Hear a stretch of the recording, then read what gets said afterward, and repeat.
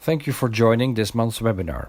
Allow me to introduce to you our valued speaker of today, Mr. Kapil Surlakar. He is Director of Design in Light at Work Design Consultants in India. Mr. Surlakar has a work experience of 16 years in the area of architectural lighting design. He is a professional member of many associations and he is a registered architect with COA in India.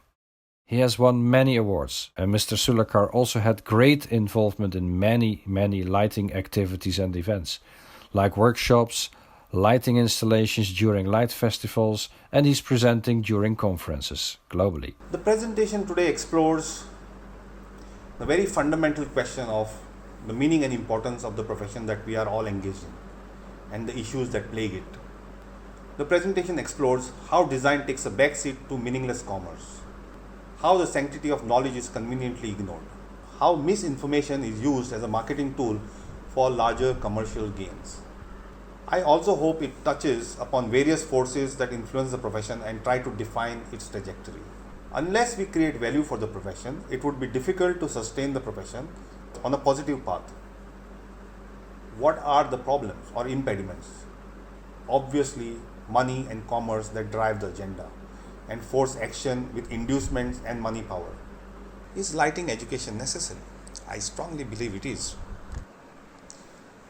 Should it be education versus passion?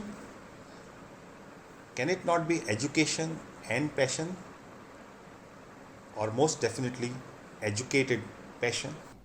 Media houses promote people of choice for their vested interests. Most dangerous being the media houses that tie up with business houses to create hero professionals who, though not qualified, create great business opportunities for the gullible public. Media is a powerful tool. It has a mass reach and can influence opinions. This is very often misused for pecuniary gains. It is important now that we define what a professional lighting designer is. What qualifies him or her to be a professional designer? Define codes of professional ethics and establish strong censures on people who reject this. How to tackle the menace of money, that is the root motivation for unacceptable deviations, is a question to be tackled seriously.